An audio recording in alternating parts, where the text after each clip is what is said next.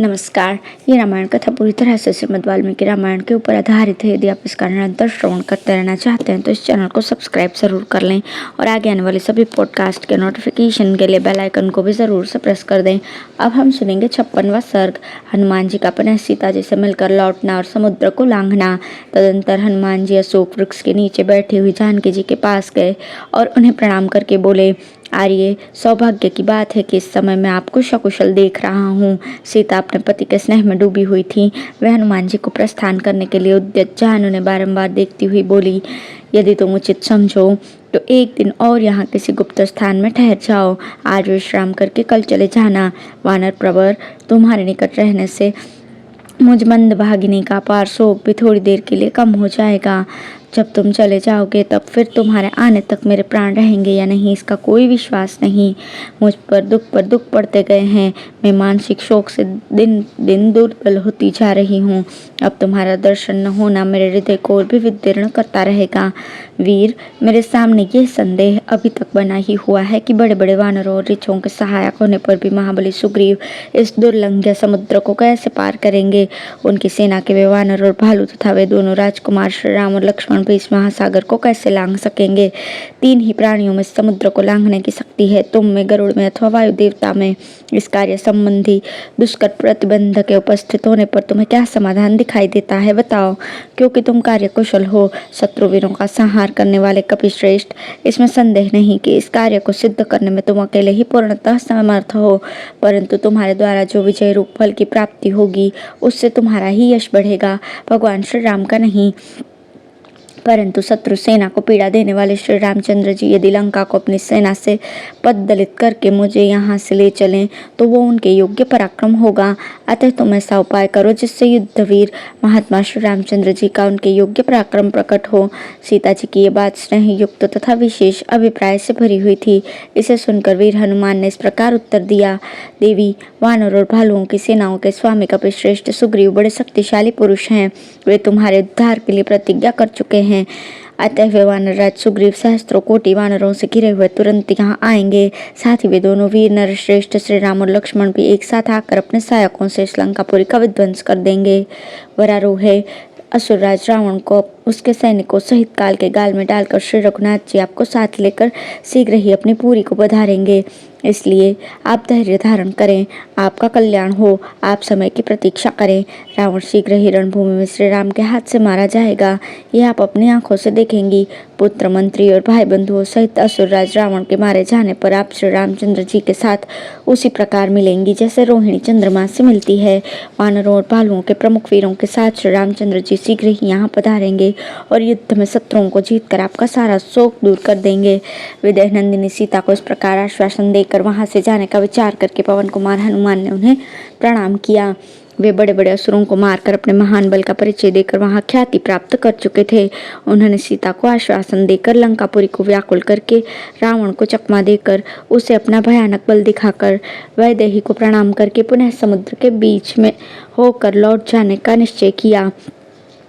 अपने स्वामी श्री रामचंद्र जी के दर्शन के लिए उत्सुक होकर वे शत्रुमर्दन कपिश्रेष्ठ हनुमान पर्वतों में उत्तम अरिष्टगिरी पर चढ़ गए। ऊंचे ऊंचे पद्म के समान वर्ण वाले वृक्षों से सेवित नीली वन श्रेणियों मानो उस पर्वत का परिधान वस्त्र थीं। शिखरों पर लटके हुए श्याम मेघ उसके लिए उत्तरीय वस्त्र से प्रतीत होते थे।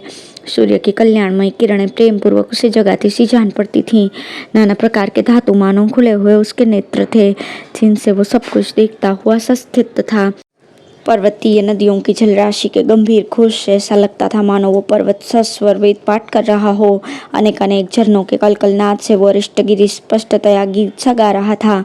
ऊंचे ऊंचे देवदारू वृक्षों के कारण मानो हाथ ऊपर उठाए खड़ा था। सब और जल प्रपातों की गंभीर ध्वनि से व्याप्त होने के कारण चिल्लाता या हल्ला मचाता सा जान पड़ता था। झूमते हुए सरकंडों के श्याम वनों से वो कांपता सा प्रतीत होता था।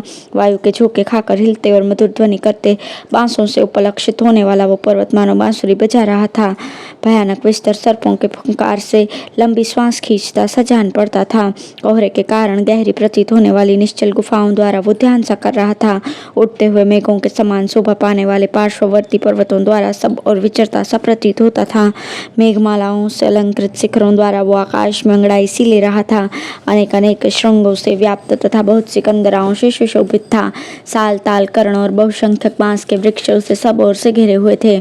फूलों के बाहर से लदे और फैले हुए लतावतान उस पर्वत के अलंकार थे। नाना प्रकार के पशु वहाँ सब और भरे हुए थे। विविध धातुओं के पिघलने से उसकी बड़ी शोभा हो रही थी। वो पर्वत बहुसंख्यक झरनों से विभूषित तथा राशि राशि शिलाओं से भरा हुआ था। महर्षि, यक्ष, गंधर्व, किन्नर और नागगण वहाँ निवास करते थे। लताओं और वृक्षों द्वारा वो सब और से आच्छादित था। उसकी कंदराओं में सिंह दहाड़ रहे थे। व्याघ्र आदि हिंसक जंतु भी वहाँ सब और फैले हुए थे। स्वादिष्ट फलों से लदे हुए वृक्ष और मधुर कंदमूल आदि की वहाँ बहुतायत थी। ऐसे रमणीय पर्वत पर वानर शिरोमणि पवन कुमार हनुमान जी श्री रामचंद्र जी के दर्शन की शीघ्रता और अत्यंत हर्ष से प्रेरित होकर उस पर चढ़ गए। उस पर्वत के रमणीय शिखरों पर जो शिलाएं थी वे उनके पैरों के आघात के द्वारा आवाज के साथ चूर चूर होकर बिखर जाती थीं। उस शैलराज अरिष्ट पर आरूढ़ होकर महाकवि हनुमान जी ने समुद्र के दक्षिण तट से उत्तर तट पर जाने की इच्छा से अपने शरीर को बहुत बड़ा बना लिया। उस पर्वत पर आरूढ़ होने के पश्चात वीरवर पवन कुमार ने भयानक सर्पों से सेवित उस भीषण महासागर की ओर दृष्टिपात किया। वायु देवता के और पुत्र कपिश्रेष्ठ हनुमान जैसे वायु आकाश में तीव्र गति से प्रवाहित होती है, उसी प्रकार दक्षिण से उत्तर दिशा की ओर बड़े वेग से चले।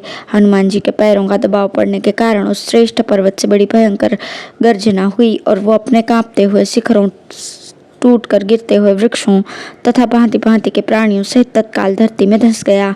उनके महान वेग से कंपित होकर फूलों से लदे हुए बहुसंख्यक वृक्ष इस प्रकार पृथ्वी पर गिर पड़े मानो उन्हें वज्र मारा गया हो।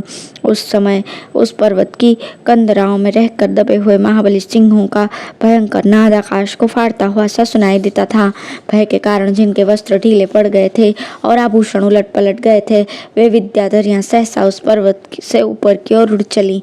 बड़े बड़े आकार और चमकीली जीभ वाले महाविषैले बलवान सर्प अपने फन तथा गले को दबाकर कुंडलाकार हो गए। किन्नर, नाग, गंधर्व, यक्ष और विद्याधर उस धंसते हुए पर्वत को छोड़कर आकाश में स्थित हो गए। बलवान हनुमान जी के वेग से दबकर वो शोभाशाली महिधर वृक्षों और ऊंचे शिखरों सहित रसातल में चला गया।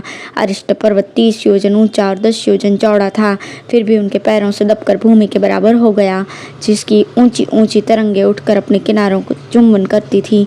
उस खारे पानी के भयानक समुद्र को लीलापूर्वक लांघ जाने की इच्छा से हनुमान जी आकाश में उड़ चले। इस प्रकार श्री वाल्मीकि निर्मित रामायण आदि काव्य के सुंदर कांड में 56वां सर्ग पूर्ण हुआ। धन्यवाद।